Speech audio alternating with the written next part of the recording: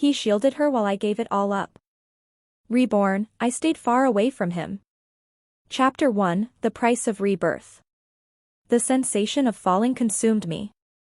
I felt as though I were plummeting into an endless void, the air heavy with the weight of regret and pain. My chest burned, not from physical wounds but from the betrayal that had crushed my soul in my past life. Adrian Zhang's face was the last thing I saw before the light faded. His eyes, cold and indifferent, were not for me. They were for her. Emily Frost, fragile, innocent, and always in need of his protection. I had sacrificed everything for Adrian. My dreams, my family, my dignity, thrown away for a man who never once chose me.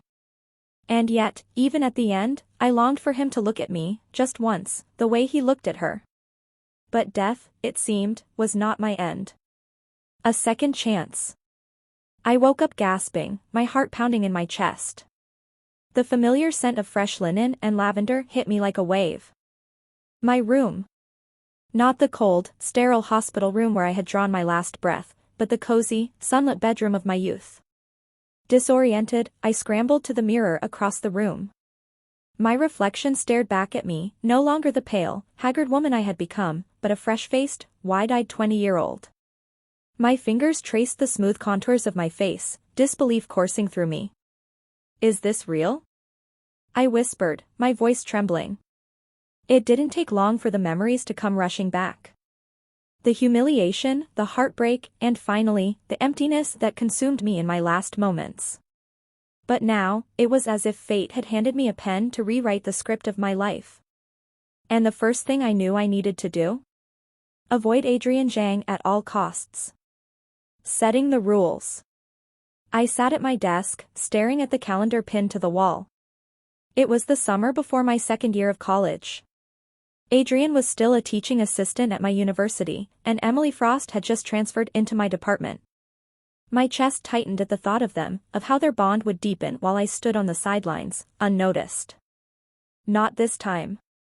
This time, I'm staying far away, I muttered, clutching a pen in my hand. I drew up a list. Avoid Adrian at all costs. Do not get involved with Emily Frost. Focus on building a career for myself. Reconnect with my family, I lost them once, but not again.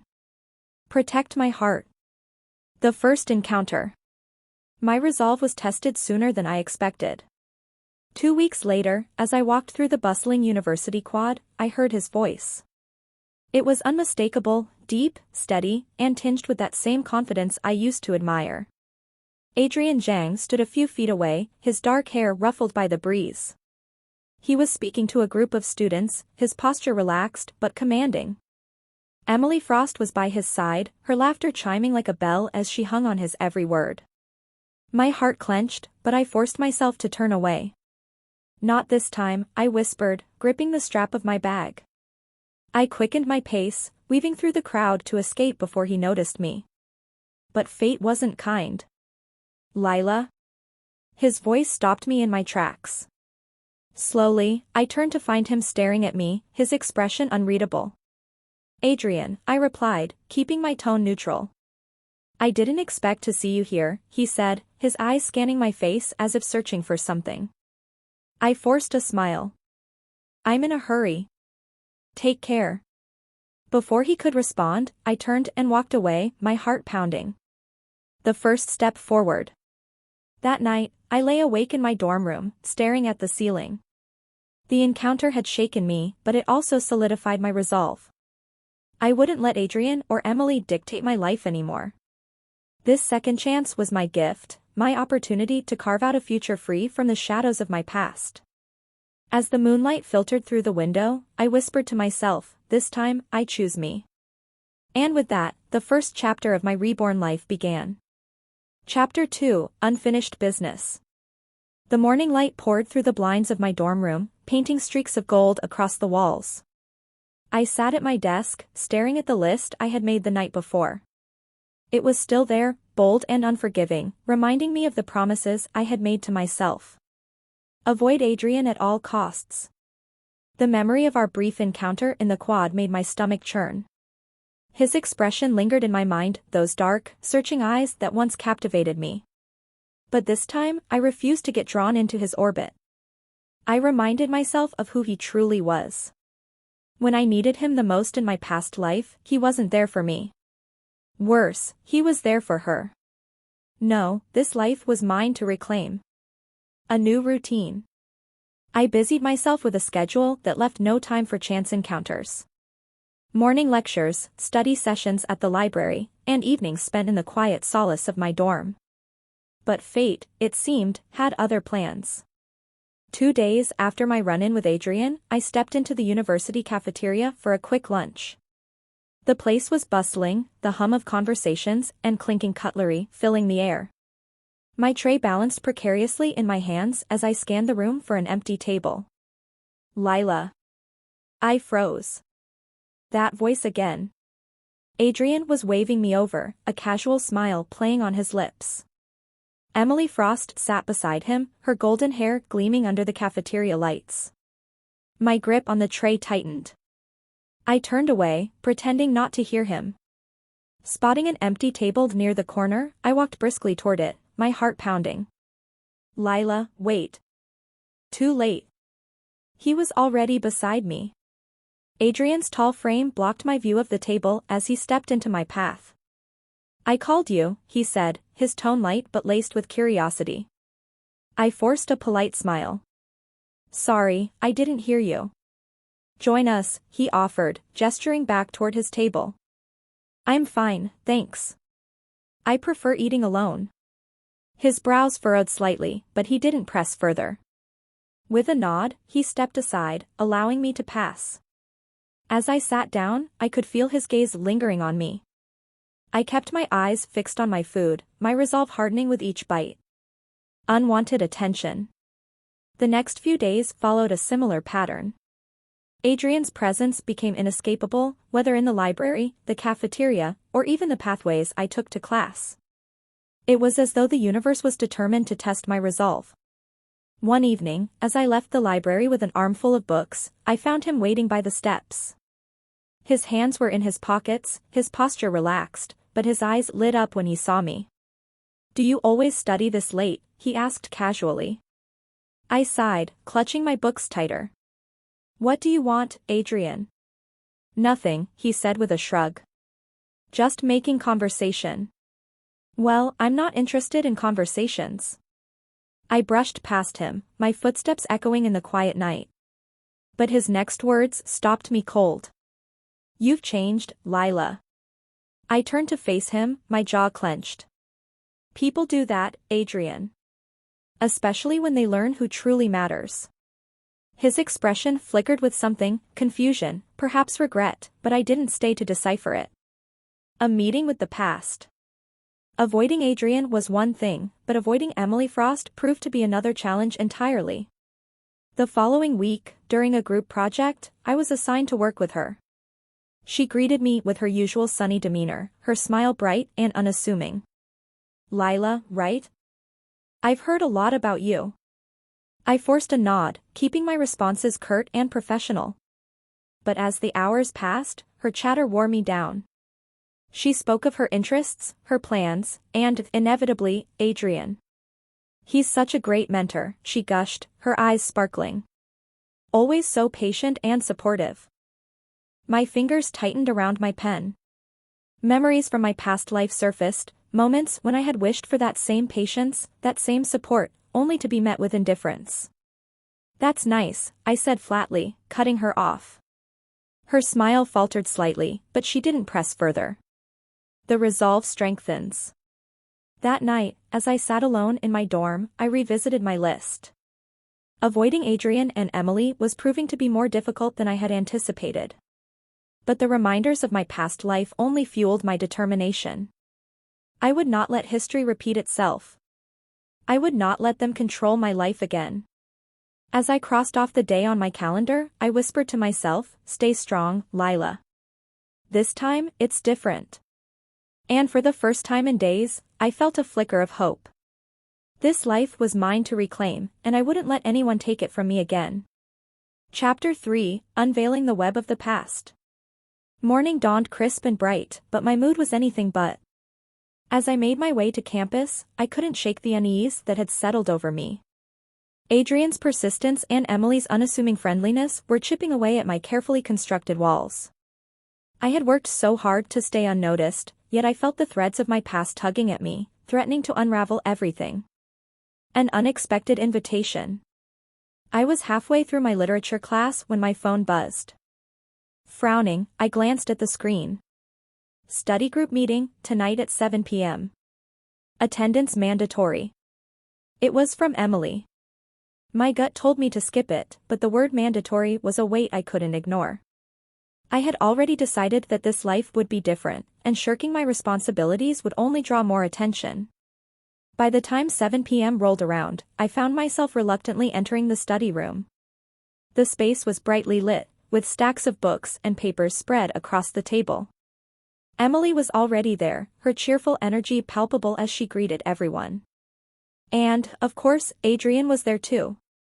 His eyes met mine the moment I stepped in, and I quickly looked away, choosing a seat as far from him as possible.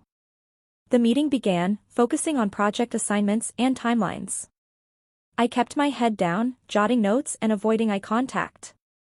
But as the discussion veered off topic, Emily brought up something that made my pulse quicken. "Adrian," she said, her tone light, "did you hear about the scholarship gala next month? Everyone's saying it'll be the event of the semester." Adrian nodded, his gaze flickering to me briefly. "Yes, I've been asked to give a speech." The room buzzed with excitement, but I felt a sinking feeling in my chest. The gala was an event I had attended in my past life. It was where everything began to fall apart, where I first realized I could never compete with Emily Frost. A growing concern. The study session ended, but Adrian lingered as everyone else trickled out. I tried to leave unnoticed, but he intercepted me at the door. "Lila," he began, his tone soft, "can we talk?" I tensed.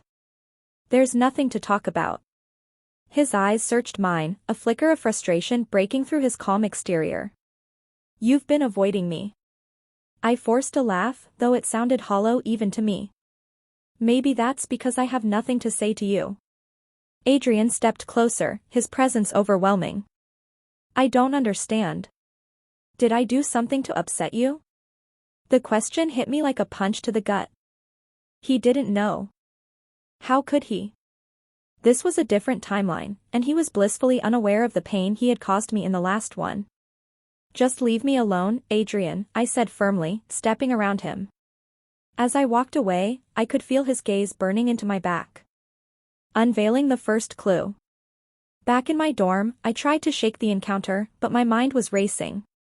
If Adrian was determined to dig into my behavior, it would only be a matter of time before he pieced things together. Needing a distraction, I opened my laptop to review the project materials. As I scrolled through the shared folder, something caught my eye, a document titled Event Sponsors. Curious, I clicked it open. The list was long, filled with prominent names and companies. But one name stood out like a beacon, the Frost Foundation. My stomach churned. Emily's family. In my previous life, their wealth and influence had been the backbone of her success. They had funded scholarships, events, and even Adrian's research project, the one that had kept him by Emily's side for months. I closed the laptop with a snap, my heart pounding. This wasn't just a coincidence. Emily's presence, Adrian's involvement in the gala, it was all connected. A new resolve. The next morning, I woke with a renewed sense of determination. If I wanted to avoid the heartbreak of my past life, I couldn't just run. I needed to confront the shadows of my past and make sure they had no power over me in this life. The gala was my first step. I would attend, not as a victim of my past, but as a force to be reckoned with. I would prove to myself, and to them, that I was no longer the naive girl who had sacrificed everything for people who didn't deserve it. As I crossed off the day on my calendar, I made a silent vow. This time, I wouldn't just survive. I would thrive. You said. Continue with detail. ChatGPT said. ChatGPT. Chapter 4, Preparations for the Gala. The days leading up to the scholarship gala passed in a whirlwind of anticipation and dread. I threw myself into my studies and avoided Adrian and Emily as much as possible. But the looming event was a dark cloud I couldn't ignore. An unexpected ally. 2 days before the gala, I received a knock on my dorm door. "Lila, it's me." Emily's voice was muffled but unmistakable. My heart sank as I reluctantly opened the door. She stood there holding a garment bag and a warm smile, as if we were the closest of friends. "I know you're attending the gala, so I thought I'd bring this for you. It's a dress I wore to a similar event last year. I thought it might suit you." I stared at her, confused by the gesture. In my previous life, Emily had been nothing but kind on the surface, an expert at concealing her true motives behind a veneer of generosity. Still, I couldn't outright reject her without drawing suspicion. I forced a smile. "That's very thoughtful of you." "Thank you." She beamed and handed over the bag. "You'll look stunning in it. See you at the gala." As she walked away, I closed the door and hung the bag on the back of a chair. I didn't need to open it to know it would be beautiful and utterly wrong for me. Emily's gestures always came with strings attached, and I wasn't about to play into her hands again. A plan takes shape. That evening, I sat at my desk, thinking about my next move. I had avoided Adrian and Emily for months, but this gala felt like a turning point, a chance to reclaim my narrative. Digging through my closet, I pulled out a simple yet elegant dress I had saved for special occasions.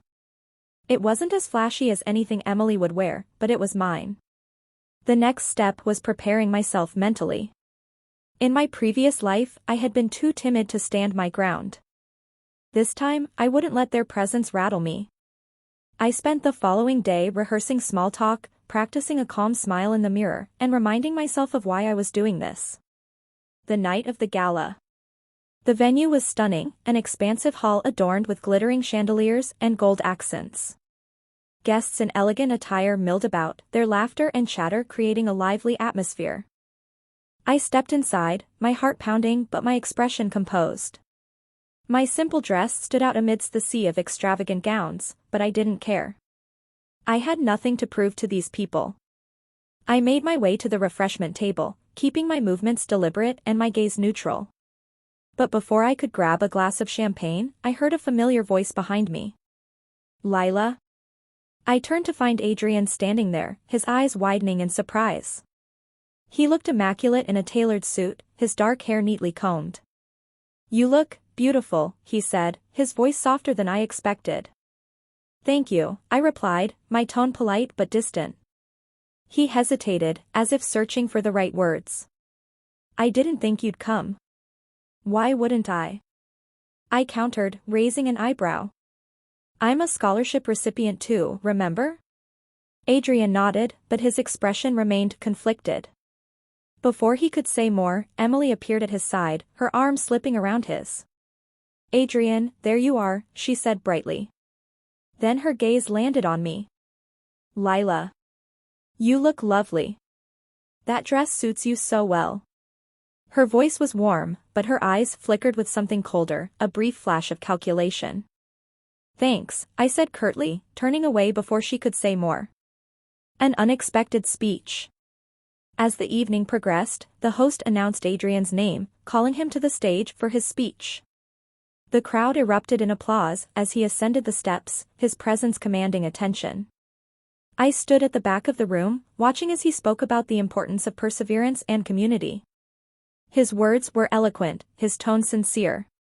But all I could think about was how, in my previous life, those same words had been the foundation of the bond he built with Emily, a bond that had crushed me in the end. As the applause died down, Adrian's eyes found mine across the room. For a fleeting moment, I saw something in his gaze, regret, perhaps, or longing. I quickly looked away, my resolve hardening. A moment of confrontation. The night was winding down when Adrian approached me again, this time without Emily. "Lila, can we talk?" "Just for a moment," he asked, his tone earnest. I sighed, knowing I couldn't avoid him forever. "Fine." He led me to a quieter corner of the hall, away from prying eyes. "Why have you been avoiding me?" he asked, his voice low. I'm not avoiding you, I said, crossing my arms. I've just been busy. That's not true, he insisted. You've been distant ever since the semester started. Did I do something to upset you? The sincerity in his voice made my chest tighten, but I forced myself to stay firm. Adrian, not everything revolves around you, I said, my tone sharper than intended. I have my own life, my own goals. Maybe it's time you stopped worrying about me and focused on yourself. His expression faltered, but he nodded slowly. If that's what you want. It is, I said, turning away before he could say more. As I walked out of the gala, I felt a mix of emotions, relief, sadness, and a lingering ache that I couldn't quite shake. But one thing was clear, I wasn't the same girl who had once sacrificed everything for him. This time, I was putting myself first. Chapter 5: Ripples of Change. The events of the gala left an undeniable impact. I returned to my dorm that night with a heavy heart but a strengthened resolve. Adrian's words, his lingering gaze, and even Emily's veiled smiles all felt like pieces of a puzzle I no longer wanted to solve. Whispers and rumors. The next morning, the campus buzzed with gossip about the gala. As I walked to class, snippets of conversations floated through the air. Did you see Lila at the gala? She looked stunning. Adrian couldn't take his eyes off her. I heard Emily wasn't too happy about that. I ignored the murmurs, keeping my head high. My priority was my studies, not the petty drama swirling around me. But avoiding the spotlight wasn't as easy as I hoped. In my biology lecture, Adrian took the seat beside me for the first time in weeks. I tensed but kept my focus on the professor. Lila, he whispered, leaning closer. Can we talk after class? No, I replied curtly, not even glancing his way. He sighed but didn't press further. Yet his presence felt heavier than ever, a reminder of the tangled past I was desperately trying to escape. Emily's game. Later that day, I found Emily waiting for me outside the library. She greeted me with her signature warm smile, but her eyes betrayed her true intentions. Lila, can we chat for a moment? I considered walking away but decided against it. If I avoided her now, she'd only find another way to corner me. What do you want, Emily? I asked, my tone flat. She tilted her head, feigning innocence. I just wanted to check in on you. Adrian's been worried, you know. I crossed my arms. If that's all you wanted to say, I have work to do. Wait. Her voice softened, almost pleading. I know things between us have been tense. But I'd like us to be friends again. Like before. I stared at her, searching for any genuine emotion in her expression. But all I saw was someone skilled at playing her role. I think we're better off as acquaintances, I said, turning on my heel. Her smile faltered, and for the first time, I saw a flicker of frustration in her eyes. A moment of solitude. That evening, I sought solace in the campus garden. The cool air and gentle rustle of leaves offered a reprieve from the day's chaos.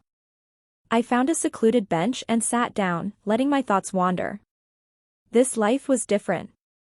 I had made choices that diverged from my past, yet the people around me were still pulling at the threads of my resolve. Could I truly avoid them forever? Lost in thought, I didn't notice someone approaching until a shadow fell over me. Lila. I looked up to find Adrian standing there, his expression unreadable. Adrian, I thought I made myself clear, I said, rising to leave. Please, he said, his voice raw with emotion. Just hear me out. Something in his tone made me pause. Against my better judgment, I sat back down. Adrian's confession. He took a deep breath, as if gathering his thoughts. I don't know what happened between us, but I feel like I'm losing you. And I can't stand it. I clenched my fists, willing myself to stay composed. Adrian, you've always had Emily. Why does it matter if I'm around or not? His eyes widened in shock. Is that what you think? That Emily means more to me than you?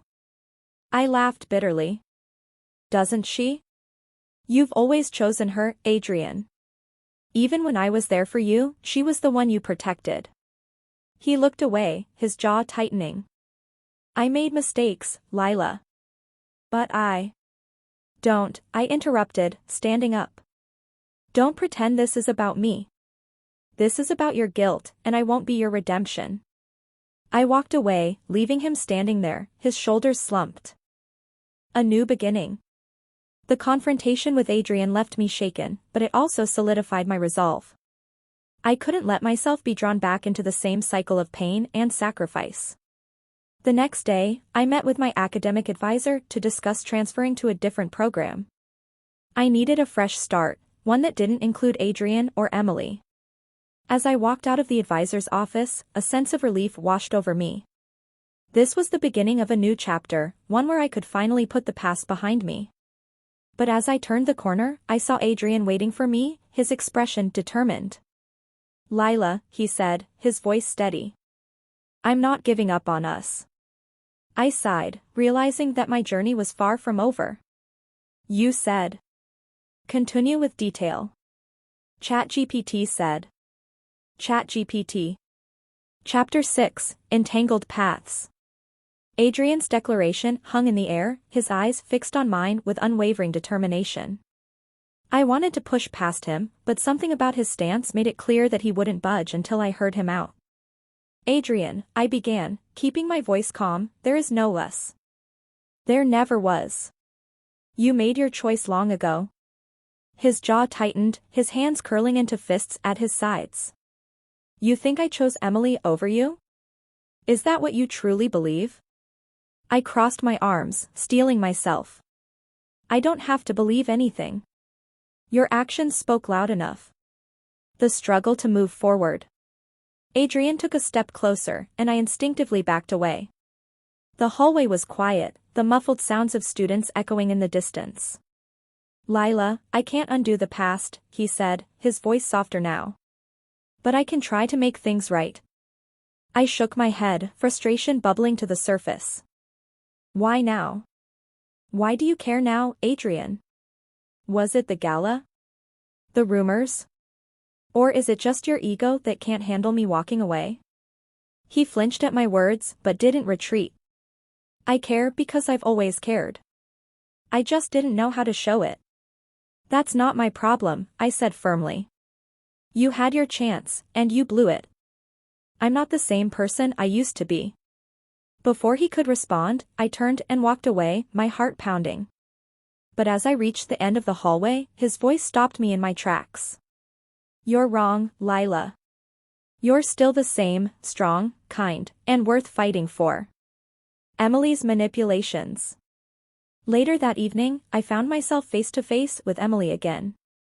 She had cornered me in the library, her expression a mix of annoyance and concern. Lila, we need to talk, she said, her voice honeyed but edged with steel. I sighed, setting down the book I was browsing. What now, Emily? She stepped closer, lowering her voice. Adrian is mine. Whatever game you're playing, it stops now. I laughed humorlessly. Game? You really think I want anything to do with him? Her eyes narrowed, and the mask of politeness slipped. Don't act innocent. I've seen the way he looks at you. But he's only chasing a fantasy. You'll never be what he needs.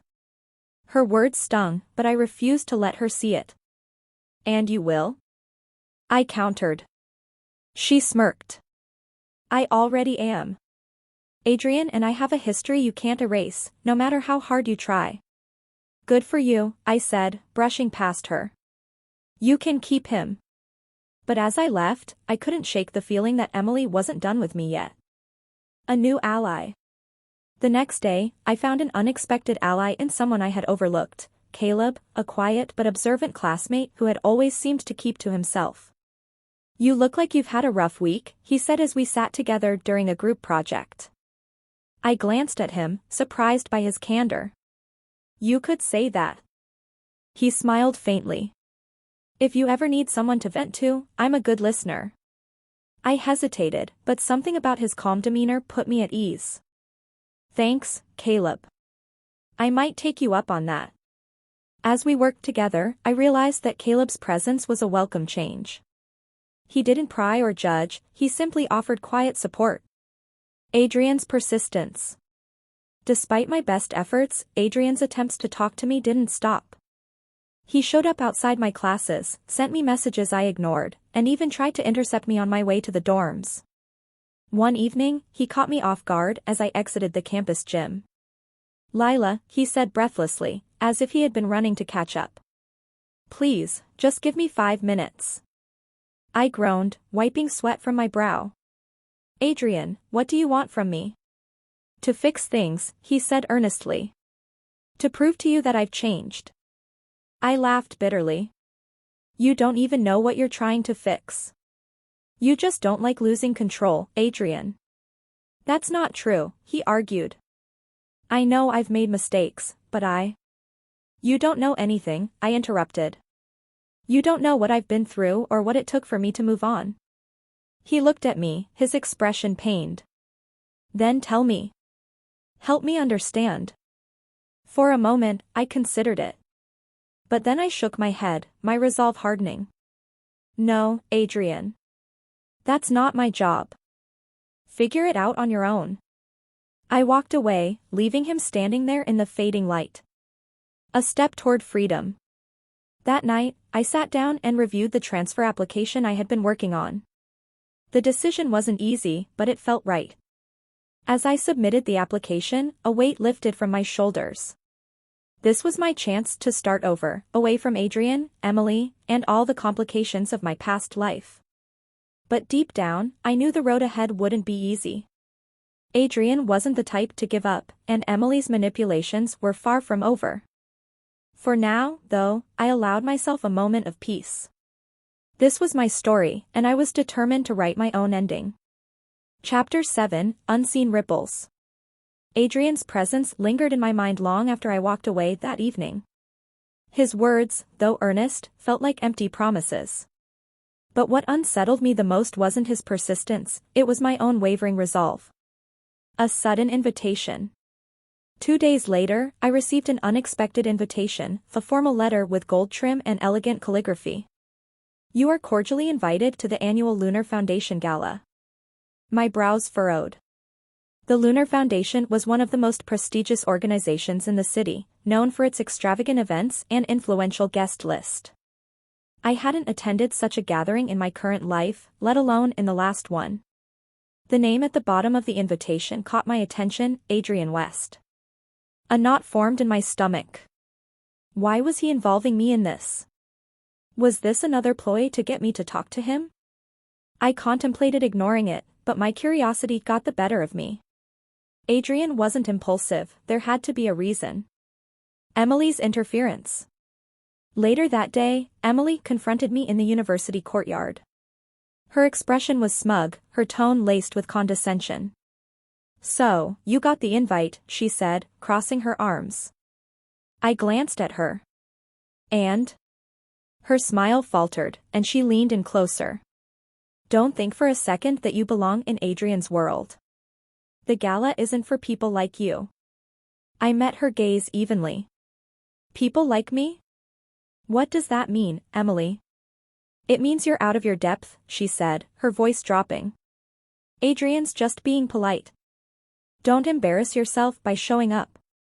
Her words stung, but I refused to let her see that. Instead, I smiled faintly. "Thanks for the advice. I'll be sure to think about it." As I walked away, I couldn't help but feel that Emily's confidence was wavering. Why else would she try so hard to keep me away? The gala preparation.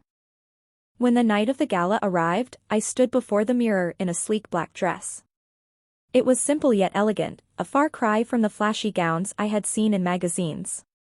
I adjusted my earrings, nerves bubbling beneath the surface.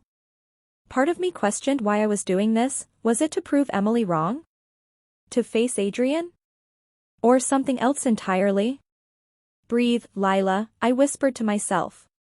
"You've handled worse." As I arrived at the venue, the grandeur of the event hit me.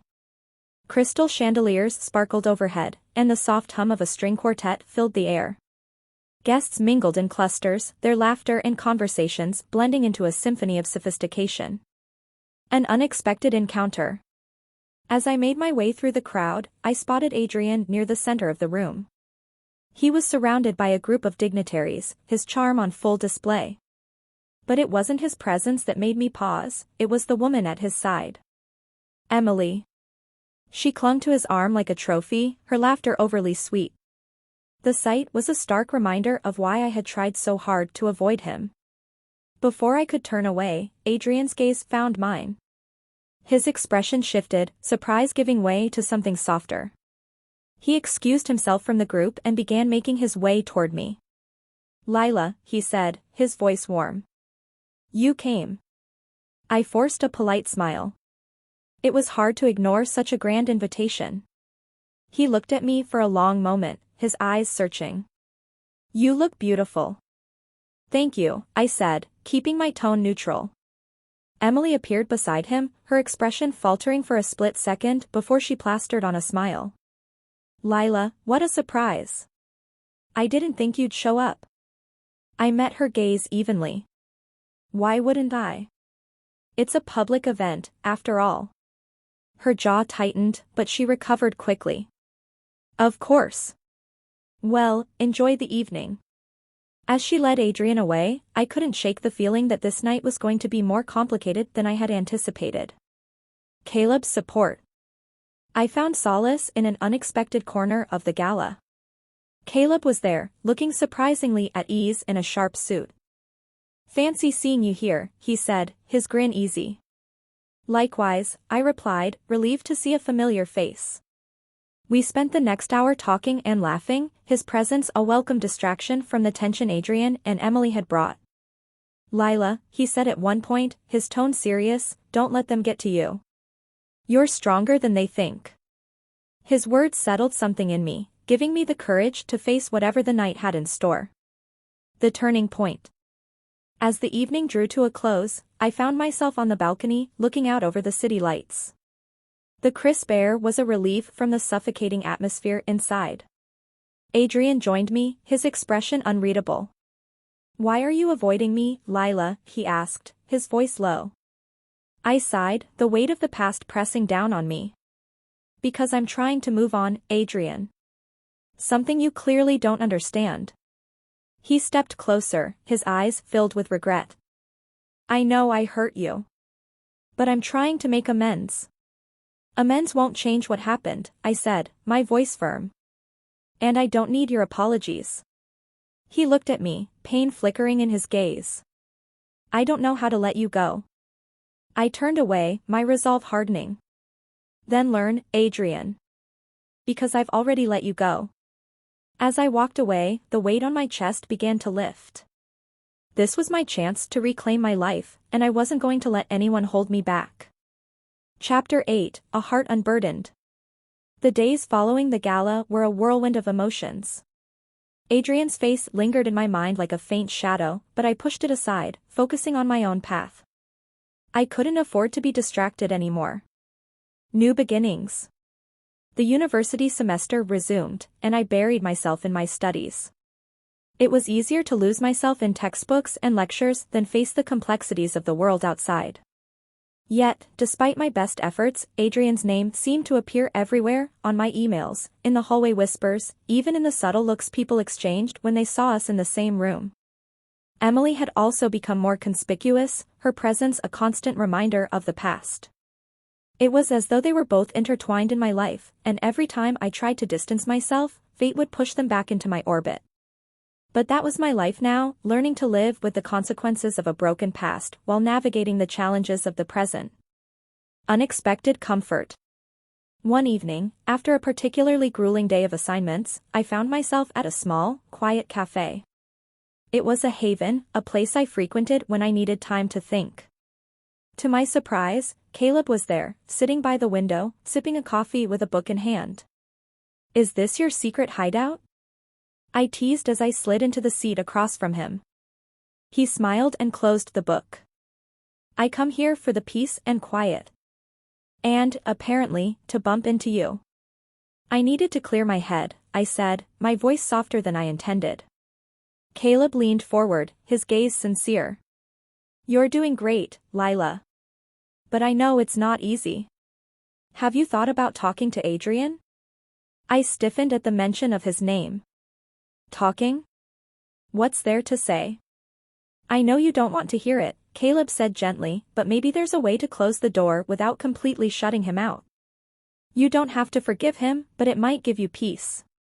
I paused, letting his words sink in. The thought of opening that door, even a crack, terrified me. But Caleb was right, it was easier to bury things than to confront them head-on. I'll think about it, I murmured, but deep down, I knew that talking to Adrian might be a step I had to take eventually. Adrian's persistence. The next few days passed uneventfully, until I received another message from Adrian. This time, it was a simple text, devoid of the usual pressure. I'm sorry for everything. I'm not asking for your forgiveness. I just want you to know that I'm here if you ever want to talk. I stared at the screen, the words like a soft ache in my chest. He was giving me space, but I knew he was still waiting for me.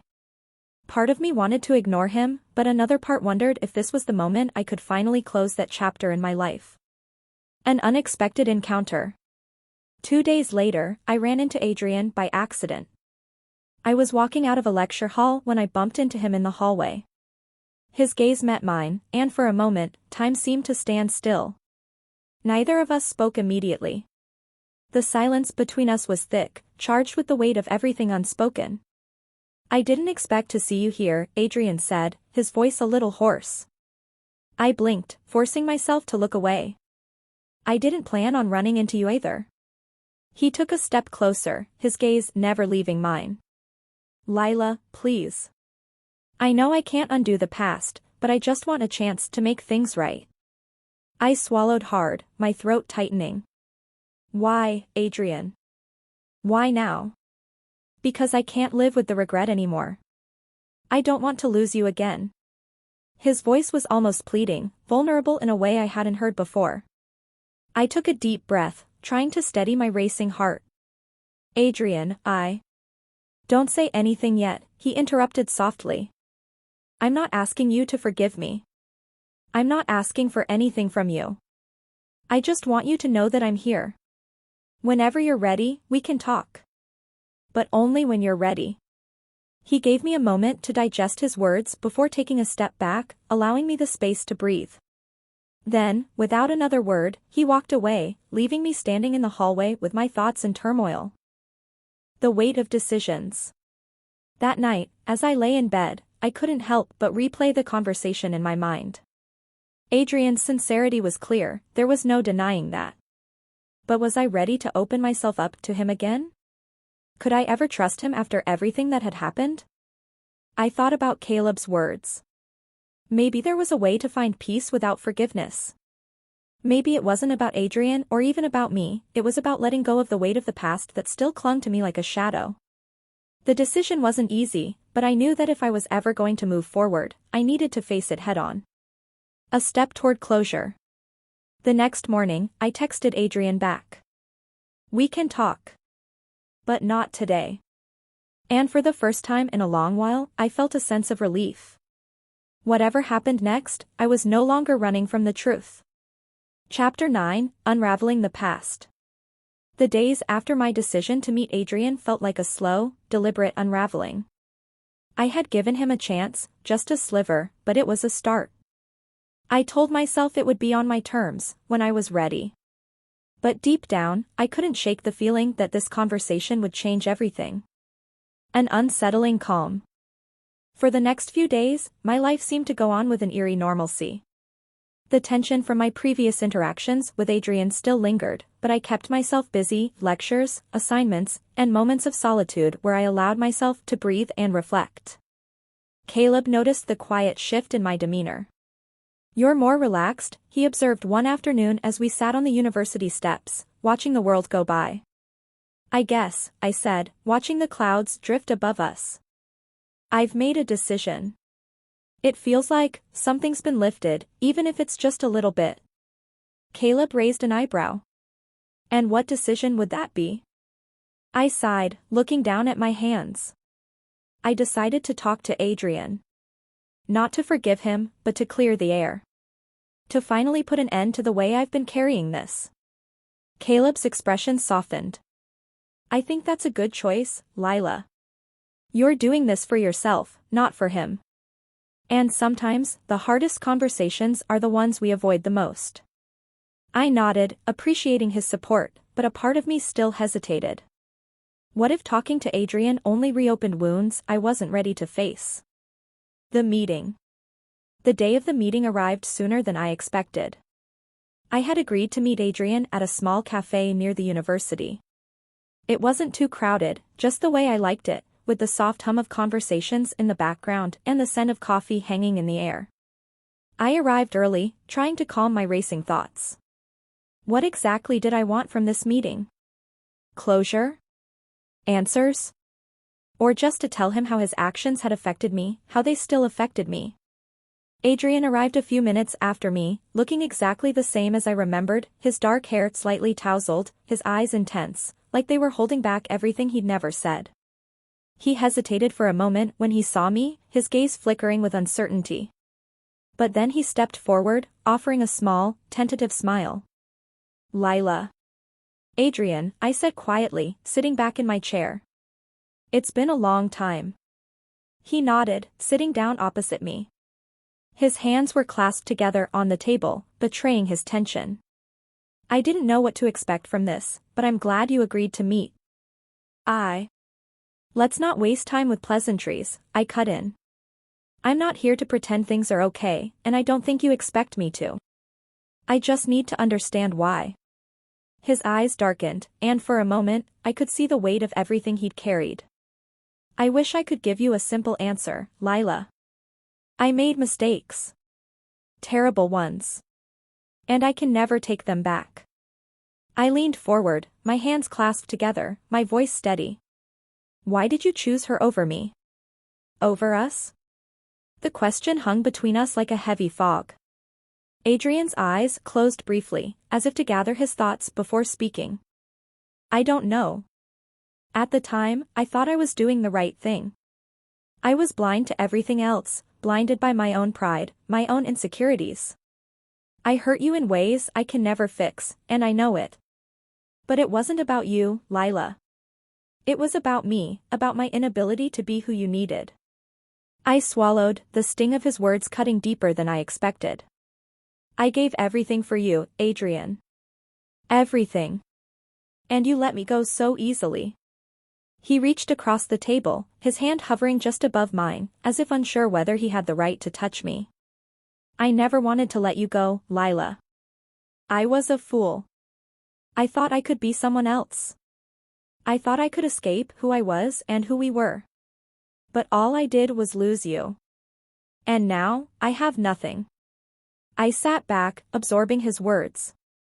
There was sincerity in his voice, but was it enough? Could I forgive him?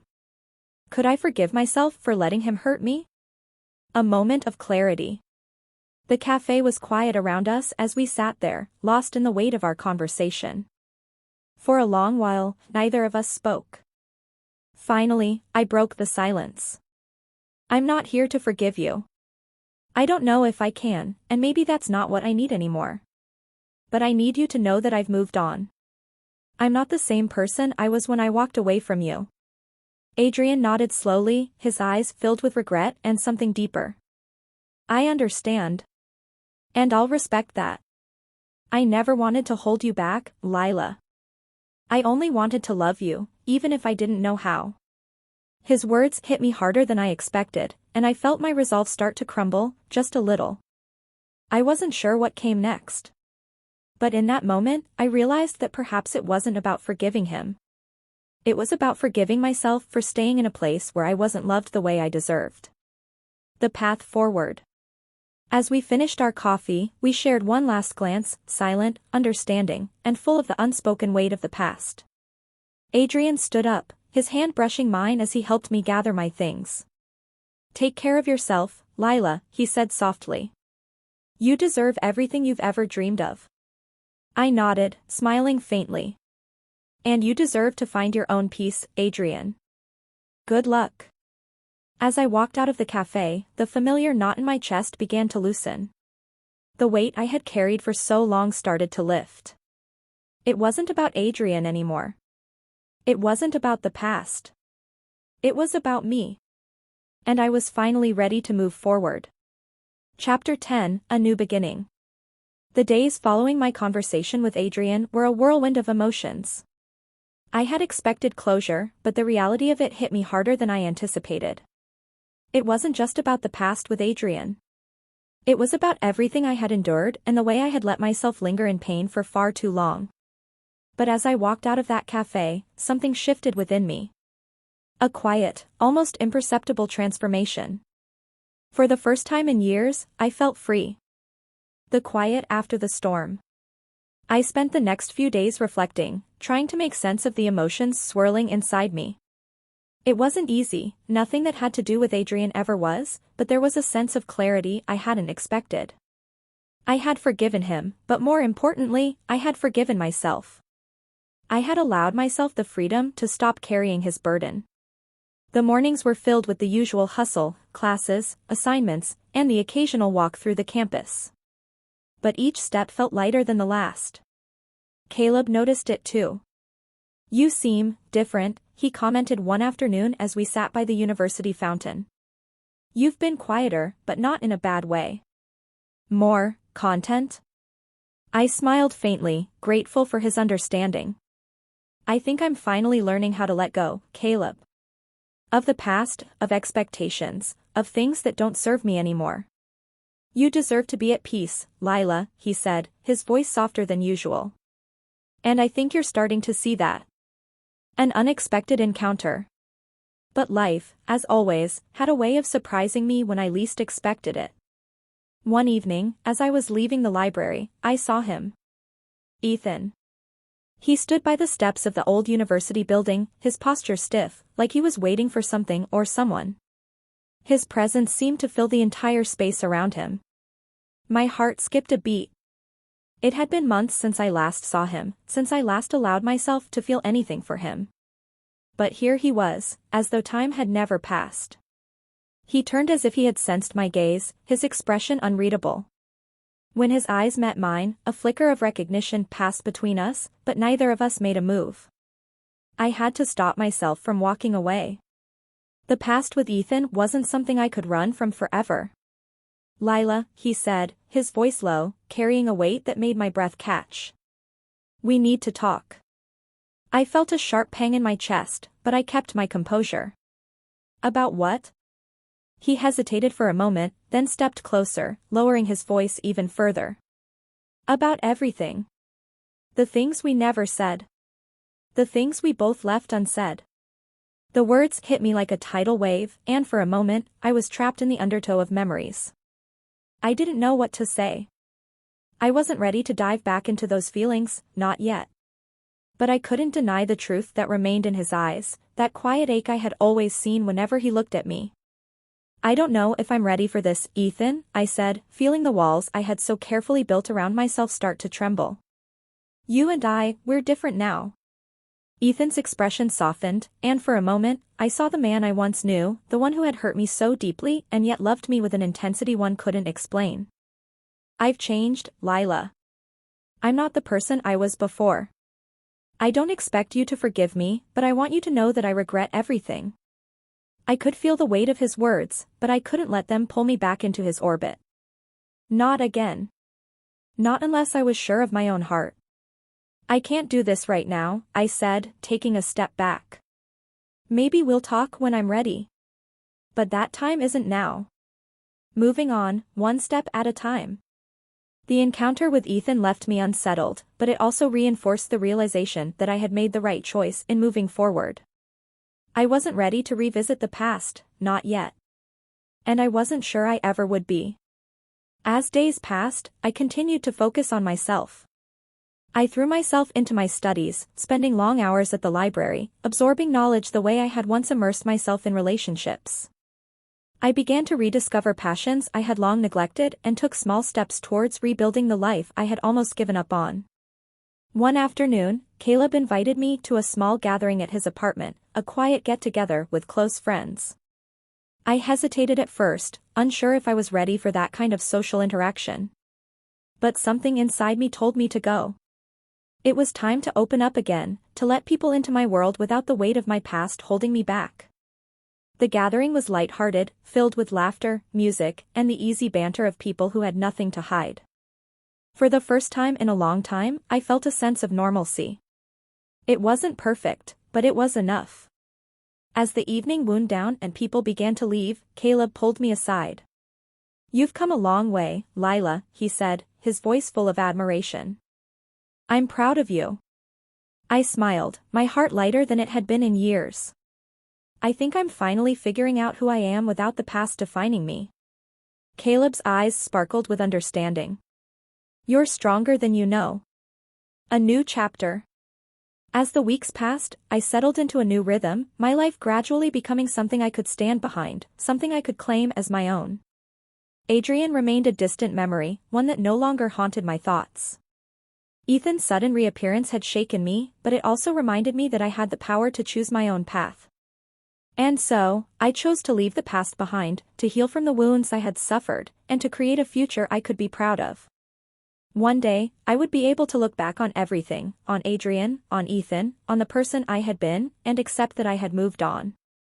That I had chosen to live for myself, for the woman I had become, and the woman I was still becoming.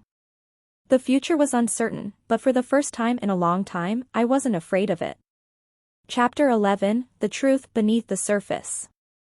The days had been calm, almost too calm.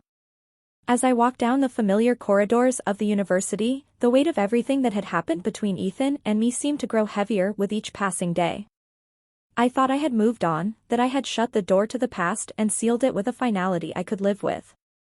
But there were still moments when I caught myself wondering about him, about us.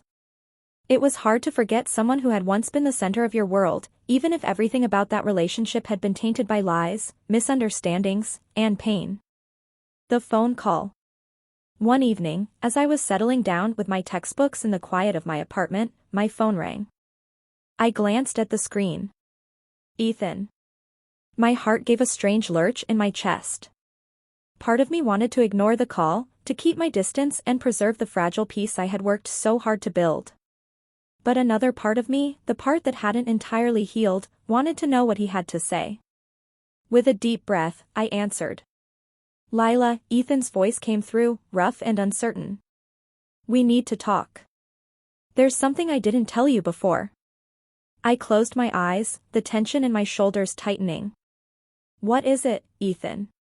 "I wasn't completely honest with you about why I hurt you, about everything. There were things I kept from you, things that you deserved to know." His voice faltered slightly. "Please, just hear me out." I didn't know what to say. I had worked so hard to distance myself from him, to move forward. But a part of me, maybe the part still tethered to him, wanted to understand. I wanted to know the truth. "All right," I said, my voice steady but betraying the vulnerability beneath. "Tell me." The revelation. I met Ethan the next day in a small cafe by the university. The atmosphere was quiet, almost intimate, but there was an undeniable tension between us. I could feel his gaze on me as I sat down across from him, the space between us feeling miles wide. He took a deep breath, his hands resting on the table. "Lila, I know I don't deserve your forgiveness, but there's something I need to explain. Something that goes back even further than you think." I could tell this wasn't easy for him. His voice was low, almost apologetic, but there was a heaviness in it, as if he were reliving a painful memory. "I didn't just make mistakes with you," he began, pausing to gather his thoughts. "The truth is, I've been dealing with a lot of things from my past that I didn't know how to handle. It wasn't just about us, or Lucy, or any of the other mistakes I made. There was a much bigger reason I pushed you away, one that I couldn't bring myself to tell you." I stayed silent, watching him intently, waiting for him to continue. "I was trying to protect you," he said finally, his voice almost a whisper. "But I wasn't just protecting you from what I thought was best. I was protecting you from the truth. And the truth is, I was involved in something much darker, something that you couldn't be a part of. I didn't want you to suffer for the choices I made. So I pushed you away, even though it killed me to do it. The words hung in the air, heavy and uncomfortable. My mind raced as I tried to piece together what he was saying. What are you talking about, Ethan? I've been involved with some people who don't play fair, he continued, his eyes darkening. And the choices I made, especially with Lucy, were influenced by that. I thought I could protect you, keep you safe by keeping you away from the truth. But in the end, all I did was hurt you. I could see the sincerity in his eyes, the depth of his regret, but it didn't change the reality of what had happened. He had lied. He had hurt me. And no amount of explanation could erase that. The decision. I sat back, the weight of his words pressing down on me. My mind spun as I tried to make sense of everything he had said. Protecting me? From what? And why had he waited until now to tell me the truth? The silence between us grew thick. I could feel the past pushing at the edges of my consciousness, the unresolved pain and confusion that had lingered far too long. I don't know what to say, Ethan, I said finally, my voice steady but distant. I wish I could tell you that I understand, that I forgive you, but it's not that simple. I've spent so much time healing, rebuilding my life, and now I'm just lost. I never meant to make you feel that way, he said softly, his voice filled with regret. I just didn't know how to make it right. I stood up, my heart aching, but resolute. I need time, Ethan. Time to process all of this. I don't know if I can be a part of your life again, not after everything that's happened. He didn't try to stop me, but the look in his eyes told me everything I needed to know. He was sorry, but that didn't change what we had lost. A path forward. The following days were filled with reflection. Ethan's confession had shaken me more than I expected, but it didn't change the fact that I was still healing. My life had moved on without him, and as painful as it was, I knew it was time to fully embrace the future without looking back. I threw myself into my work, into rebuilding the foundation of my own life. Ethan's betrayal had been a catalyst, forcing me to confront the reality of our relationship, but it had also given me the clarity I needed. I was stronger now, more aware of my own worth. And that was something I couldn't ignore. Caleb continued to be a supportive presence, always there when I needed him. Our friendship deepened, and for the first time in a long time, I allowed myself to be open to the possibility of something more. But for now, I wasn't in a rush to define what that might be. I had learned that sometimes the best thing you can do is let go of the past and walk toward a future where you can finally be free. And that's exactly what I was going to do. With every step, I felt the weight of the past lifting, making room for new beginnings. I wasn't ready to forget Ethan, but I was ready to move forward. For me, for my future. And that was enough. Chapter 12, New Beginnings and Unexpected Turns. The weeks after my conversation with Ethan felt like an emotional roller coaster. The world around me had subtly shifted, and I was no longer the person I was before. Every corner of my life seemed infused with the weight of the decisions I had made. My interactions with Caleb grew more frequent, though we kept things platonic. His presence was comforting, a reminder that I had support, but deep down, I still wasn't ready to fully embrace it. A return to routine. I threw myself into my studies, poring over textbooks and assignments like they were the only thing that could keep me grounded. Every day was a blur of lectures, library sessions, and late-night study breaks.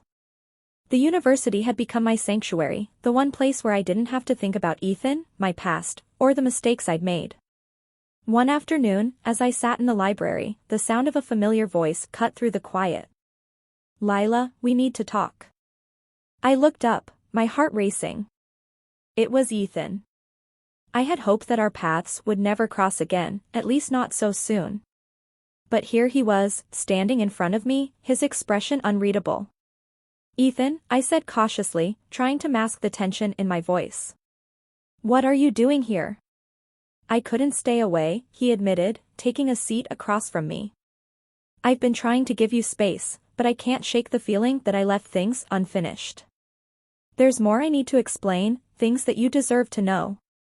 I frowned, the words "unfinished" stinging more than I expected.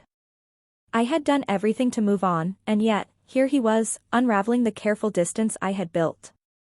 I told you that I needed time, Ethan, I said, trying to keep my voice steady. I'm not ready to hear more right now. He nodded, but his eyes were filled with regret. I know you're not ready. But I can't live with the way things ended between us.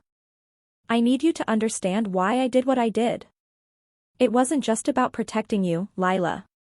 It was about protecting myself. There's more to the story that I should have told you back then. But I was too afraid. I bit my lip, weighing my options. My heart told me to walk away, to put this chapter behind me. But my curiosity, my need for closure, pulled me back in. Despite everything, I still wanted to know the full truth. I'm listening, I said reluctantly. A confession of the past. Ethan took a deep breath, clearly struggling to find the right words. There's something I never told you about my family, he began, his voice quieter now, almost as if he were speaking more to himself than to me. My parents, they're involved in some things, some business dealings that I shouldn't have gotten tangled in. When we were together, I was already neck-deep in it. And Lucy, she's part of that world. I stared at him, my confusion growing. What do you mean? They're not just business partners, he continued. They're connected in ways that I never should have allowed to happen.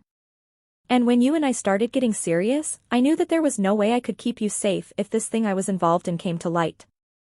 I thought I was protecting you by keeping you away from it all. I felt a knot form in my stomach. So you kept me at arm's length because of some shady business dealings? You thought lying to me was the best option? Ethan's face darkened with shame.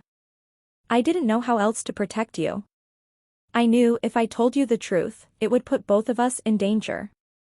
So I pushed you away. And I hurt you. I'm sorry. I tried to process everything he was saying. His past, his family, and the choices he had made to protect both me and himself. But the bitterness was hard to swallow. You should have trusted me, Ethan. We could have faced it together. But you chose to hide everything, to lie to me. I know, he whispered, looking down at his hands. And I will regret that for the rest of my life. The silence between us stretched on, heavy with everything unsaid.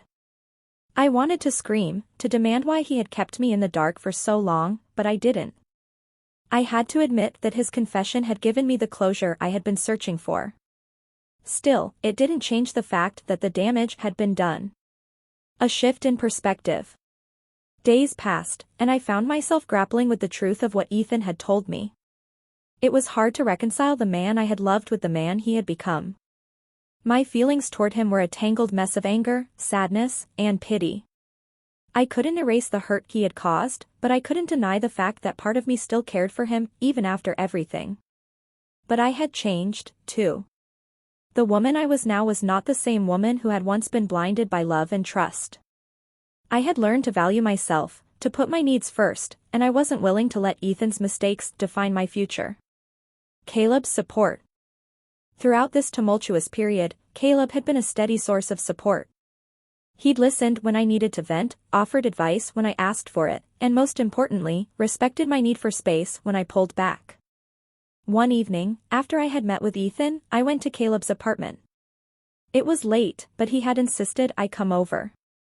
He could tell that I was still struggling, and I knew I needed someone to talk to. I saw him again, I said, my voice small as I sank into the couch beside him. He told me everything, Caleb. About his family, about the things he didn't tell me before. It doesn't change anything. I still can't forgive him for what he did. Caleb looked at me with understanding eyes. You don't have to forgive him, Lila. You don't owe him anything. What matters now is what you want. You don't have to let him back in your life if you don't want to. I know, I whispered, the weight of the decision settling on my shoulders. But it's hard. I loved him, Caleb. I thought he was the one. I thought we were going to build something together. You were, he said gently. But sometimes, things don't go the way we expect. That doesn't mean you can't have something better. You're stronger than you think. I nodded, his words offering the comfort I needed. Caleb's support reminded me that I wasn't alone in this. I didn't have to carry this burden by myself. A new chapter. It was time to stop looking back. I had to keep moving forward, even if it meant leaving Ethan and my past behind for good. I wasn't sure what the future held, but one thing was certain: I was ready to embrace it. The woman who had walked into that cafe to confront Ethan was not the same woman who walked out. I had rediscovered my strength, and now, I was ready to live life on my own terms. The past may have shaped me, but it didn't define me. And for the first time in a long time, I was finally free. Chapter 13, A Glimpse of the Future. The weeks after my confrontation with Ethan felt like an emotional shift. I could no longer afford to be consumed by the past, and yet, the weight of what had happened between us lingered. Caleb's support was a balm to my wounded heart, but I knew it was time to step away from both Ethan and the hurt he had caused. I had spent far too long being tangled in a web of memories, both beautiful and painful. Now, it was time to take control of my own future. A quiet resolve. In the days that followed, I focused on my studies and immersed myself in work like never before. The university had become my refuge, my safe place. It was where I felt like I had a chance at something meaningful, independent of the emotional chaos that had defined my past. Each day, I reminded myself that I was more than the mistakes and disappointments I had experienced. The one thing that hadn't changed was my relationship with Caleb. He remained by my side, always steady, always supportive. But despite his kindness, I knew I couldn't lean on him forever. Our friendship had always been more than that, and I didn't want to risk ruining it by confusing my emotions. I cared about Caleb, but not in the way I had once cared for Ethan. He deserved someone who could offer him their whole heart, not someone still caught in the past. Unexpected reunion. It had been almost a month since my last encounter with Ethan, and life seemed to be returning to some semblance of normalcy. That was until I ran into him again, unexpectedly. I was at a local cafe, sitting by the window with my laptop, working on an assignment for a project. The cafe was a peaceful escape from the busy campus, a place where I could retreat when I needed time to think. As I sipped my coffee, I glanced up and froze. Ethan was standing at the counter, his eyes scanning the room as if searching for something, or someone. His gaze eventually landed on me, and for a moment, time seemed to stop. He hadn't seen me in weeks, and I could see the surprise in his eyes when he recognized me. I hesitated for a second, unsure of what to do. The last time we had spoken, we had parted on uncertain terms. I had no intention of reopening old wounds, yet I couldn't ignore the pull of the unresolved emotions that still lingered between us. Ethan seemed to be weighing the same decision, his lips pressing into a thin line as if debating whether to approach me. But then, he took a step forward, and before I knew it, he was sitting across from me. "Can we talk?" Ethan's voice was soft, yet there was an underlying urgency to it. I swallowed, my heart pounding in my chest. "I don't think we need to, Ethan." He sighed deeply, his expression pained. "I understand that you're angry, and you have every right to be. But I've been doing a lot of thinking, and I realize that I've been running away from the consequences of my actions. I owe you an explanation, not because you need to hear it, but because I need to say it." I felt a tightness in my chest, a mix of emotions that I couldn't quite sort out. Part of me wanted to stand up, to walk away and never look back. But another part of me, one I couldn't ignore, wanted to hear what he had to say. "I don't know if I can listen to you right now," I replied, my voice trembling. "Everything you've done has been a lie, Ethan. I can't just forgive you for that." "I don't expect you to," he said, his voice low. "But I want you to know that I've learned, and I've changed. I should have trusted you more. I should have been honest. But the one thing I can't change is how much I care about you, Lila." I looked away, unable to meet his eyes. His words cut through me like a knife, stirring feelings I had worked so hard to bury. But I couldn't let myself fall back into the trap of believing him again. Not after everything that had happened. "I can't keep doing this, Ethan," I said quietly, my voice barely above a whisper. "I can't keep going back and forth, trusting you and then getting hurt. I've given you enough chances already." A heartfelt goodbye Ethan fell silent, his shoulders slumping slightly, as if my words had taken away the last bit of hope he had clung to. I knew I had to say something, anything, to make him understand that this was it. There was no going back.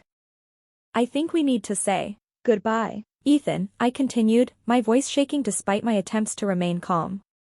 I've spent so much time looking back, trying to make sense of what happened, but I can't anymore.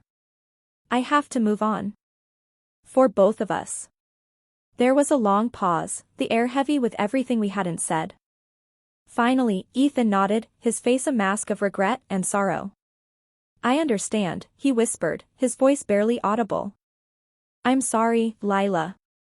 I'll always care about you. I stood up, my heart pounding in my chest, but my decision was firm. Goodbye, Ethan. As I walked away from the table, I couldn't help but feel the weight of the finality of the moment. It was over. For good this time. And while my heart ached, I knew I had done what was best for me. A fresh start. The weeks that followed were filled with reflection and quiet strength. I threw myself into my studies and even began taking on more responsibilities at the university. With every passing day, I felt the weight of the past lifting, even if just a little. Ethan's shadow no longer loomed over me, and I realized that the future was wide open. One evening, Caleb and I met for dinner. The familiarity of our friendship was comforting, and I found myself laughing freely, something I hadn't done in a long time. He had always been there for me, offering support and understanding when I needed it the most. I'm proud of you, Lila, Caleb said as we sat across from each other, enjoying our meal. You've come a long way. I smiled, feeling a sense of peace that had eluded me for so long. I've learned a lot. About myself, about what I need, and about letting go of the past. Caleb reached across the table and gave my hand a reassuring squeeze. Whatever the future holds, I'll be here. You're not alone in this. His words were a reminder of the strength I had found in myself and the support I had in Caleb. The future was uncertain, but for the first time, I wasn't afraid of it. I was ready to embrace whatever came next. And as I looked ahead, I realized that this was only the beginning of my new life. Chapter 14, New Horizons. The next few weeks passed in a blur of school, work, and personal growth. It was like I had finally stepped into a rhythm, where every day felt like an opportunity to redefine myself, to embrace the woman I was becoming. The emotional scars from my past with Ethan were healing, though not without effort. I was no longer the woman who let her emotions rule every decision, nor the one who looked back, wishing for things to be different. I was becoming the version of myself I'd always been meant to be, stronger, wiser, and more aware of my own worth. The call from the past. It was another evening when I received an unexpected call. The number wasn't familiar, but the moment I answered, I knew it was him. Lila, Ethan's voice cracked as he spoke my name. There was a deep ache in his tone, and for a brief second, I hesitated. The emotions I had carefully tucked away surged to the surface. What do you want, Ethan? I asked, my voice steady but guarded. I had prepared myself for this moment, but the reality was harder than I had anticipated. I know you don't owe me anything, but I need to say something. Please, just give me a few minutes. The silence that followed was thick with the weight of unspoken words. I could feel the pull of the past, the temptation to fall back into the familiar, but I couldn't afford to let myself go there. I'm listening, I said, my voice firm yet calm, determined to maintain control of the situation. I've made so many mistakes, Lila. I should have never pushed you away. I should have never made you feel like you weren't enough. The truth is, I've spent all this time regretting it. I've tried to make things right in my own way, but I'm just not sure it's enough. I closed my eyes, taking in a slow breath. I'd heard this from him before, and while part of me ached to believe his words, I had learned not to. I had learned that love wasn't about waiting for the person to come back and make it right, it was about moving forward and healing on your own. I'm glad you've realized what you've done, Ethan. But I can't go back to you. Not this time. I could hear him take a deep breath on the other end. I understand. I just wanted you to know that you'll always have a place in my heart. No matter where you go or what you do. A long silence filled the call, and I let his words sink in. I could hear the finality in his tone, the truth that he had already given up on the possibility of us ever being together again. And for the first time, I felt nothing but peace. I've moved on, Ethan. I've learned to forgive, and I've learned to let go. I hope one day you can do the same. With those words, I hung up the phone, not with anger or regret, but with a sense of closure. Ethan would always be a part of my past, but he no longer had a place in my present or future. Caleb's support. The following days were a mixture of quiet satisfaction and subtle tension. While I was at peace with the call, I couldn't deny the uncertainty that lingered. It wasn't because I was still emotionally tied to Ethan, but because I had to adjust to the change in dynamics. For so long, I had lived in the shadow of my relationship with him, but now, I was free. Free to build a life for myself, free to explore new possibilities. I was talking to Caleb one afternoon when he noticed the slight unease in my demeanor. "You okay?" he asked, his voice gentle, as always. I hesitated for a moment, thinking about Ethan's call and the years I had spent being torn between love and pain. I didn't want to burden Caleb with the weight of my past, but I knew he'd understand. "I'm fine, Caleb. It's just, sometimes I still can't believe how much I've changed," I admitted, my eyes downcast. Caleb leaned in, his expression softening. "Change is hard. But it's also the most empowering thing you can do for yourself. You're stronger than you realize, Lila." I smiled at his words, grateful for the unwavering support he had always given me. Caleb had become my anchor through all the chaos, and with him by my side, I knew I could keep moving forward. "I don't know what I'd do without you, Caleb." He grinned, his eyes crinkling at the corners. "You'd probably be fine. But I'm glad you don't have to find out." We both chuckled, but there was a quiet understanding between us. Caleb had always been there for me, through the darkest of days, through the heartache and the doubts. And now, as I stood at the threshold of a new chapter, I knew that I wasn't alone. The road ahead. The decision to leave the past behind wasn't easy, but it was the best one I'd ever made. Each day felt like a step forward, a new beginning. I enrolled in more advanced courses at the university, determined to build a career for myself. The world was full of possibilities, and I no longer felt constrained by the chains of my past. My days became filled with new experiences, new friendships, new challenges, and even the occasional late-night study session with Caleb. We weren't a couple, but our bond had deepened, and it was clear that we both relied on each other in ways I hadn't anticipated. As much as I cared for him, I knew that I wasn't ready for a relationship, and I wasn't sure I'd ever be ready again.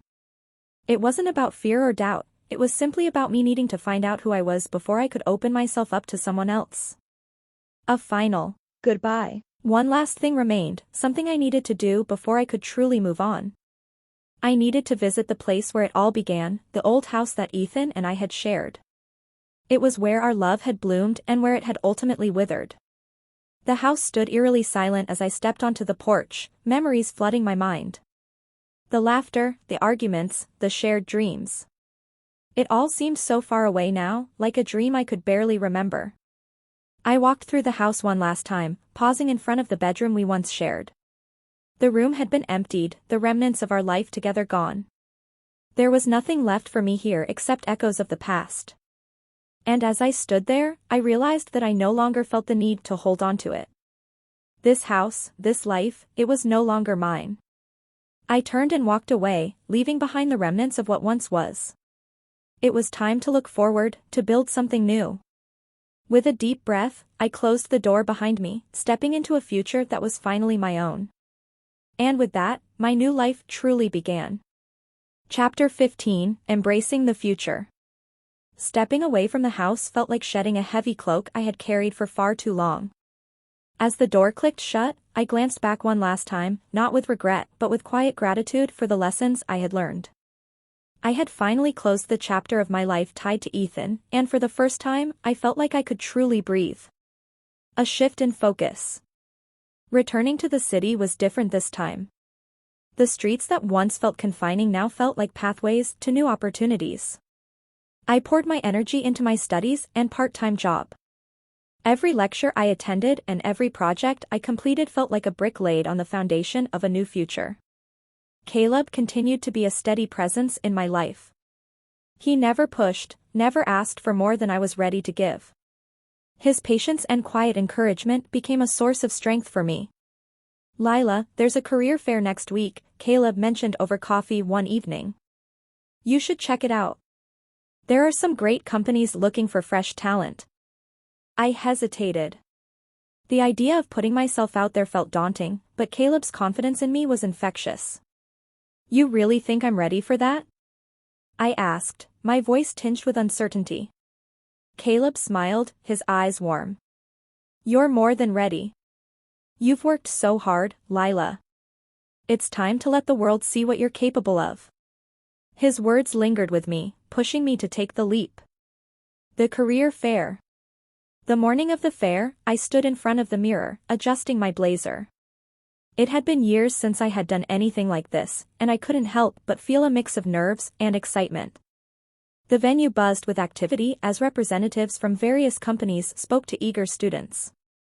I wandered through the booths, taking in the energy around me.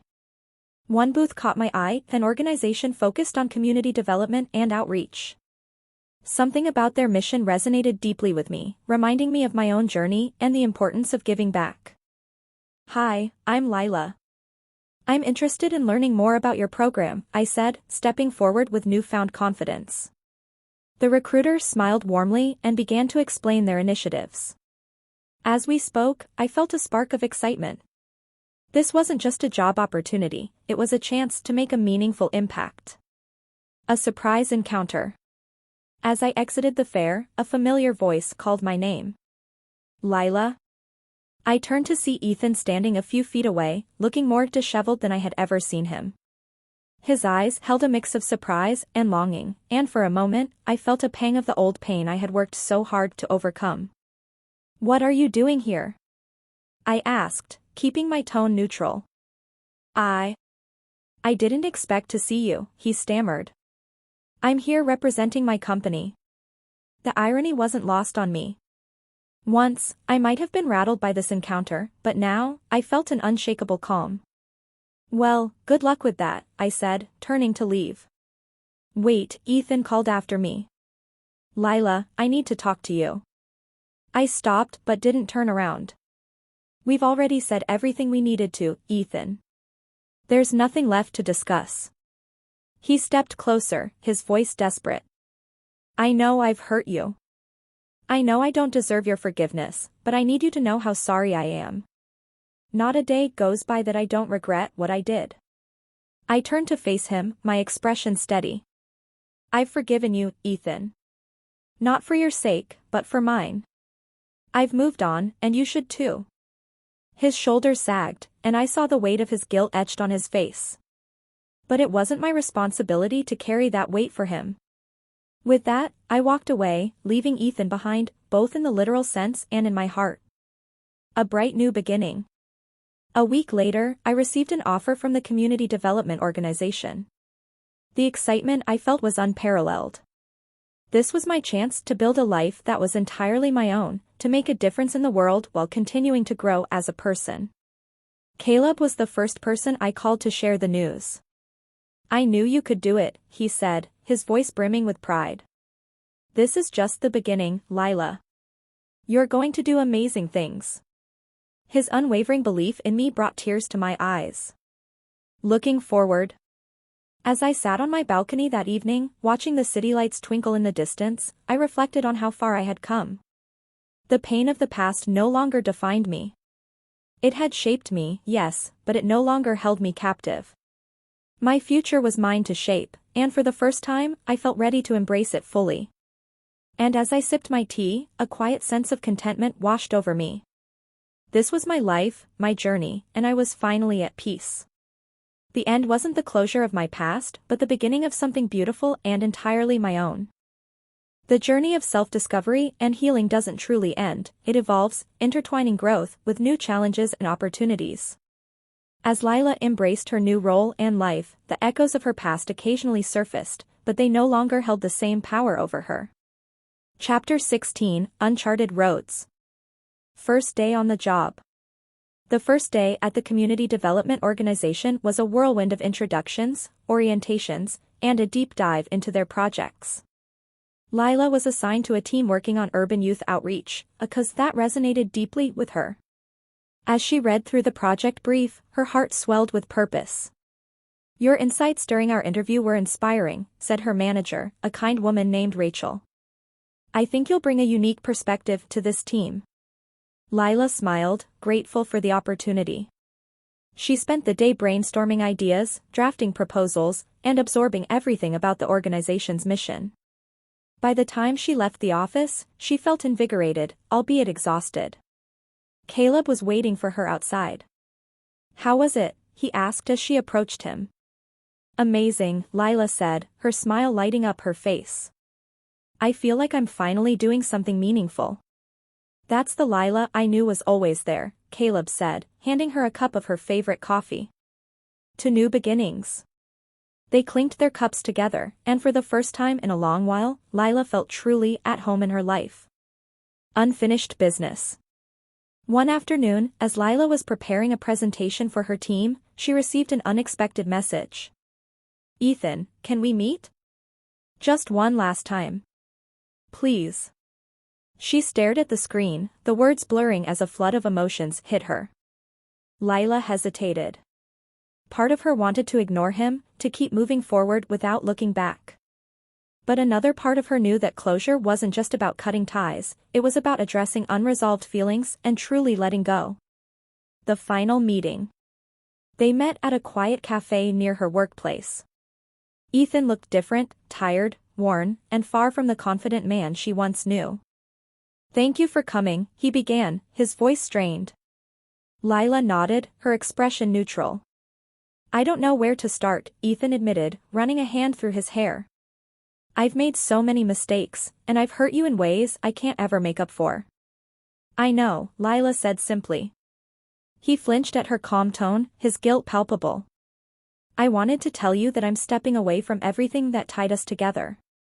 The house, the company, I don't deserve to hold on to anything that reminds me of you after what I've done." Lila studied him, searching for sincerity in his eyes.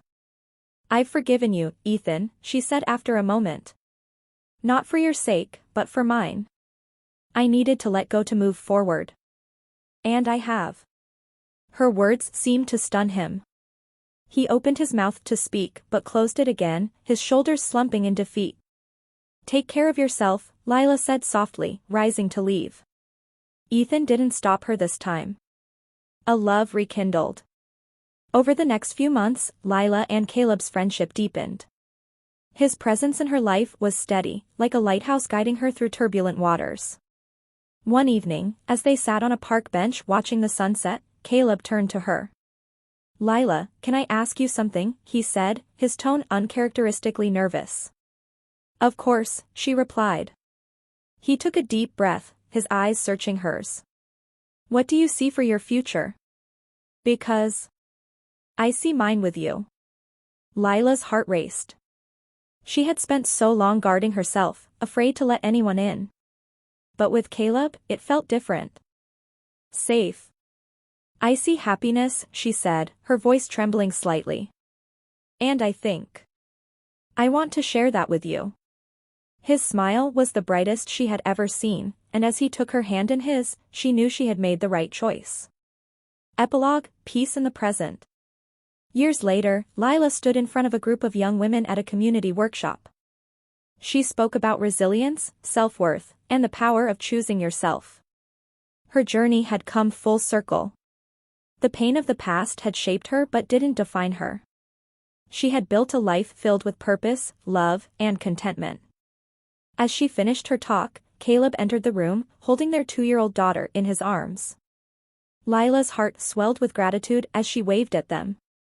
This was her life, a testament to her strength, courage, and the unyielding belief that the best chapters are the ones we write for ourselves.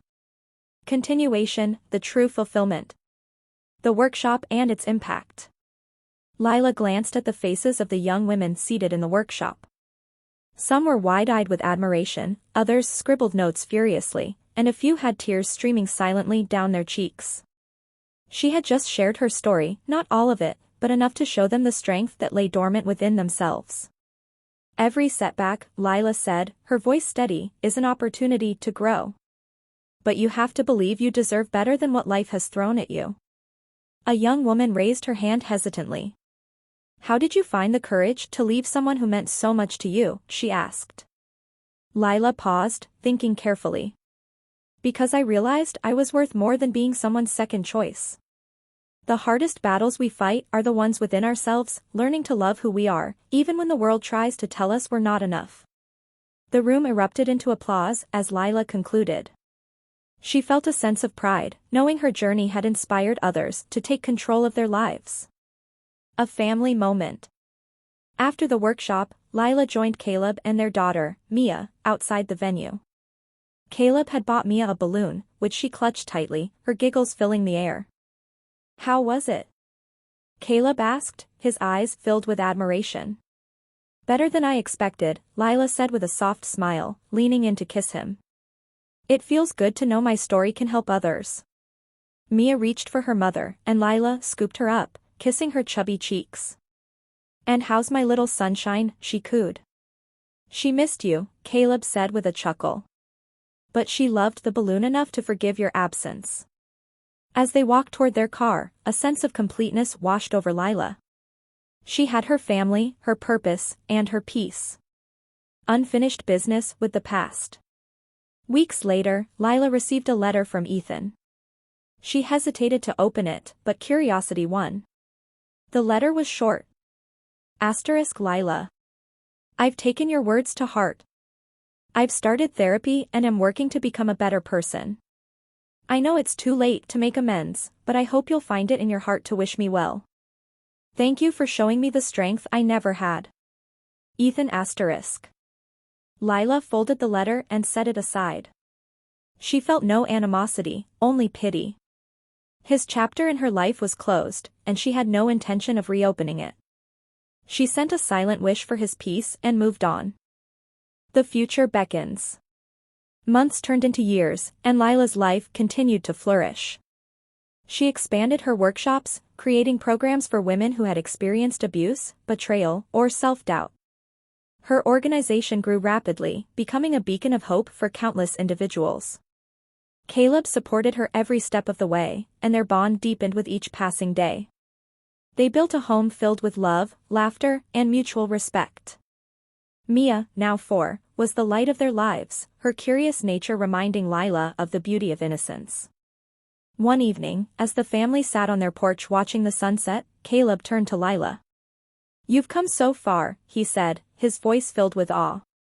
Do you ever stop to realize how incredible you are? Lila leaned against him, her heart swelling with gratitude. I couldn't have done it without you, she whispered. You've been my anchor, my guide, my everything. And you, Caleb said, kissing her temple, are my world. The final chapter. Years later, Lila was invited to speak at an international conference on resilience and empowerment. Standing on the grand stage, she looked out at the sea of faces, each eager to hear her story. My name is Lila Bennett, she began, her voice steady and confident. I once thought my life was over because of betrayal and heartbreak. But I discovered that the greatest love story is the one you have with yourself. And when you embrace that, you find the strength to create a life you never thought possible. The audience erupted into applause, a standing ovation that lasted minutes. As Lila stepped off the stage, Caleb and Mia were waiting for her. Caleb handed her a bouquet of her favorite flowers, and Mia wrapped her arms around her legs. You were amazing, Mommy. Mia said, her eyes sparkling with pride. Thank you, sweetheart, Lila said, lifting her daughter into her arms. She looked at Caleb, who smiled at her with unwavering love. In that moment, Lila realized she had everything she had ever wanted, a family, a purpose, and a life filled with love and fulfillment. Her journey wasn't just about overcoming the past, it was about embracing the future with open arms and an open heart. The end of one chapter was the beginning of another, and Lila was ready for whatever came next. Continuation, the final resolution. A chance encounter. One crisp autumn morning, Lila found herself walking through the park with Mia. The golden leaves crunched underfoot as Mia skipped ahead, her laughter echoing through the serene surroundings. Caleb had stayed home to finish a project, giving Lila and Mia some mother-daughter bonding time. As Lila watched Mia chase after a squirrel, she noticed a familiar figure sitting on a bench nearby. Ethan. His hair was streaked with gray, and his posture was slouched as if the weight of his regrets had permanently bent him. He was staring at the ground, lost in thought, with an untouched cup of coffee by his side. For a moment, Lila considered walking past him without acknowledgement. But something held her back. She wasn't the same woman who had once feared or hated him. She was stronger, wiser, and at peace. She approached him, her steps measured. Ethan looked up and froze, his eyes widening in recognition. "Lila," he said, his voice hoarse. "Ethan," she replied, her tone calm. He stood awkwardly, as if unsure whether to offer a handshake or an apology. Finally, he settled on sincerity. "I didn't expect to see you." "I didn't expect to see you either," she said. She glanced at Mia, who was now chasing a butterfly. "Life's full of surprises." Ethan's gaze followed hers. "She's beautiful." "Your daughter?" "Yes," Lila said with a soft smile. "Mia." "I've thought about you a lot," Ethan admitted, his voice barely audible. "About everything I did. I just wanted to say, I'm sorry." "Truly?" Lila studied his face. The arrogance and anger that once defined him were gone, replaced by humility and regret. "Thank you," she said simply. "I hope you found peace." Ethan nodded, his eyes glistening. "I'm trying." "That's all any of us can do," Lila said. She glanced at Mia, who was running back toward her, and decided it was time to go. "Take care, Ethan." "You too," he replied, his voice filled with genuine gratitude. As Lila walked away, she felt a lightness she hadn't realized she needed.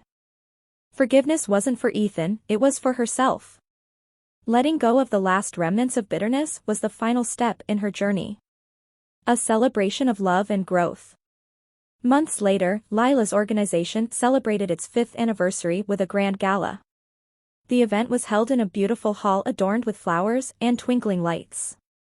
Hundreds of people gathered, including women who had been inspired by Lila's story and had transformed their own lives.